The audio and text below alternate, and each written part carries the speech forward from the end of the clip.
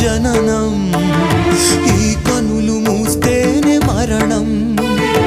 ఈ కనులు తెరవగా జననం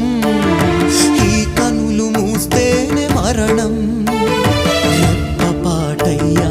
ఈ జీవనం విధి మార్చతరమా బ్రహ్మకైనా పరమేశ్వరా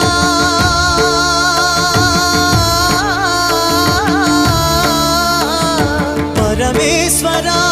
కరుణించరావా హర హర మహదేవ శంభో శంకర హర హర మహదేవ శంభో శంకర